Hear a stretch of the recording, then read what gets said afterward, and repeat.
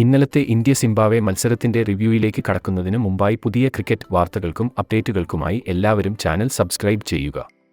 Toss കിട്ടിയ India bowling തിരഞ്ഞെടുത്തു. ഇന്ത്യയുടെ നല്ലൊരു ബൗളിംഗ് പ്രകടനത്തിൽ സിംബാബ്വെയുടെ വിക്കറ്റ് ഓരോ ഇടവേളകളിലായി നഷ്ടപ്പെട്ടുകൊണ്ടിരുന്നു. പല താരങ്ങളുടെയും ചെറിയ കോൺട്രിബ്യൂഷനിൽ നിന്നാണ് സിംബാബ്വെക്ക് 115 എന്ന ലോ സ്കോറിലേക്ക് എത്തിച്ചേരാൻ സാധിച്ചത്. ഇന്ത്യയ്ക്ക് വേണ്ടി രവി ബിഷ്ണോയ് 4 വിക്കറ്റും വാഷിംഗ്ടൺ സുന്ദർ 2 വിക്കറ്റും മുകേഷ് കുമാർ, ആവേശ് ഖാൻ തുടങ്ങിയവർ 1 വിക്കറ്റുമാണ് നേടിയത്. ബാറ്റിംഗ് നിറങ്ങുന്ന ഇന്ത്യയ്ക്ക് അനായാസം ചേസ് ചെയ്യാൻ സാധിക്കുന്ന സ്കോർ ആയി തോന്നിയവരെ ഞെട്ടിച്ചുകൊണ്ടുള്ള പ്രകടനമാണ് സിംബാബ്വെ കാഴ്ചവെച്ചത്. പവർ പ്ലേയിൽ തന്നെ 4 വിക്കറ്റ് വീഴ്ത്തി സിംബാബ്വെ ഇന്ത്യയെ ഞെട്ടിച്ചു. ശുഭ്മാൻ ഗിൽ പിടിച്ചുനിന്ന് കളിക്കാൻ ശ്രമിച്ചെങ്കിലും ഇന്ത്യയ്ക്ക് വിക്കറ്റ് തുടരെ നഷ്ടമായി. സുന്ദറും ആവേശ് ഖാനും ചേർന്ന് ഇന്ത്യയെ വിജയത്തിലെത്തിക്കാൻ നോക്കിയെങ്കിലും അവസാനം ഓളൗട്ടായി 13 റൺസിന്റെ തോൽവി നേരിടേണ്ടി വന്നു.